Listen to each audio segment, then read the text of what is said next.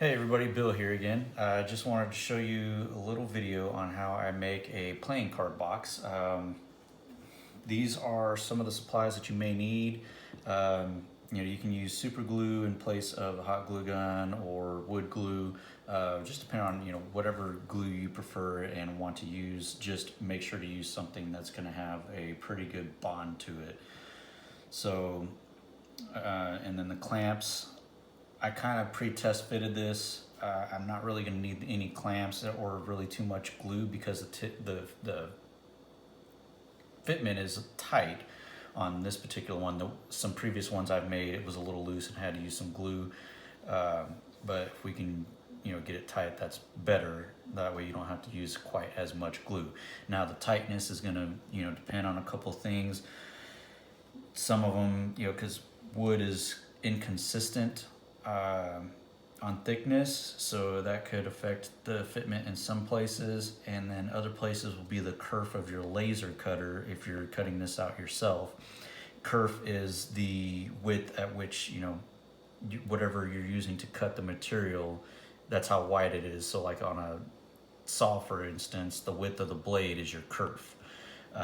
And laser, even though it's a real fine point, it still has some curve to it, so that can also affect fitment.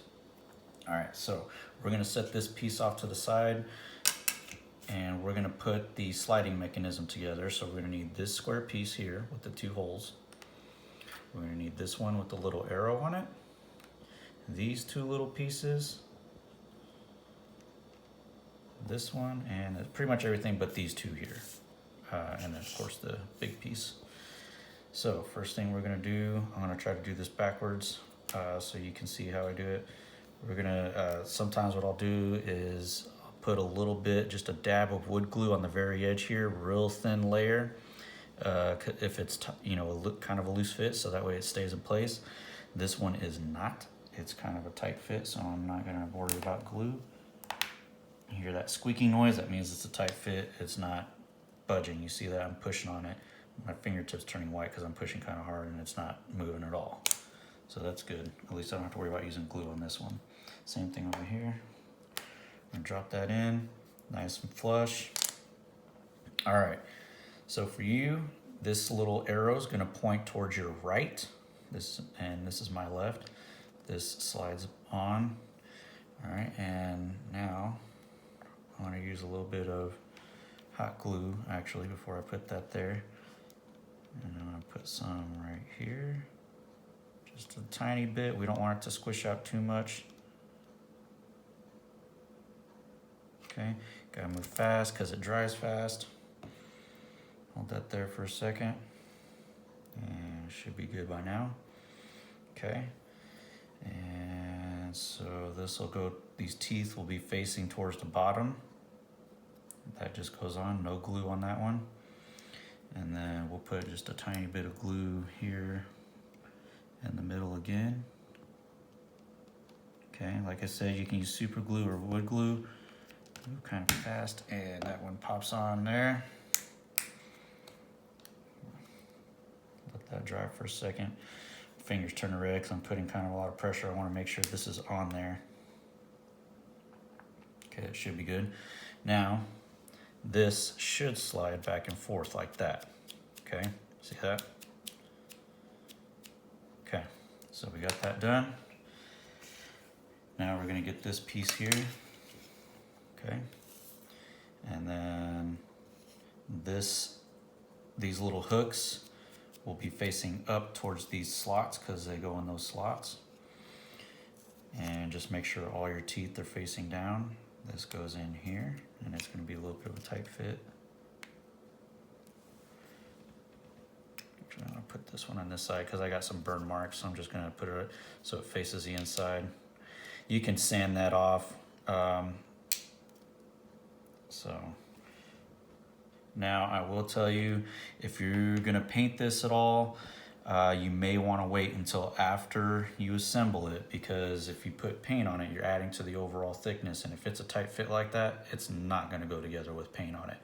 The only way is if you take these tabs and you tape them off and then paint it. because otherwise, you know, it's not gonna fit. So I'm gonna throw this one on now. Okay, so it goes together like that, and then you just line everything up.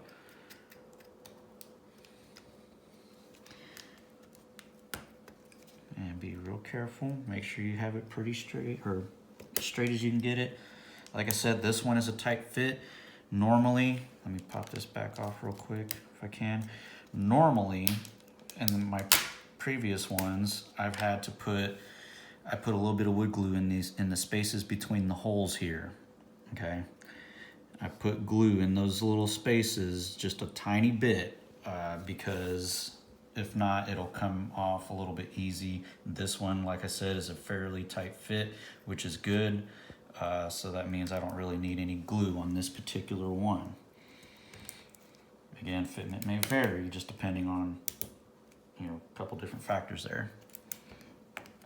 All right, so that's all in, nice and tight. And then normally what I would do from here, okay, we're gonna slide this back. Okay, see that? Locks in, opens, locks in.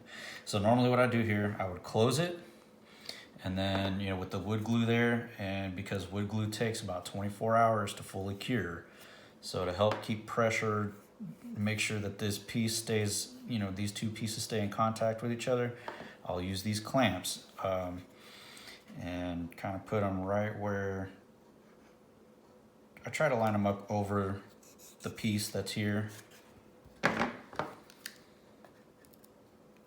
like this. And then I just leave it sit like that for 24 hours. Or, you know, you can take them off, I believe, in about 30 minutes or so, because if you take them off within the 30 minutes, don't stress the joint, because the glue has not fully cured. So, you know, if you take it off after 30 minutes, just leave it sit for the next, you know, 23 and a half hours. But that's it. That's what it looks like. You can put, this one's a little, now it's not wanting to cooperate.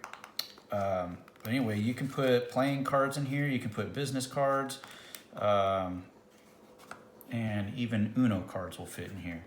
So this is the box. I hope you enjoy the video, and thanks for watching.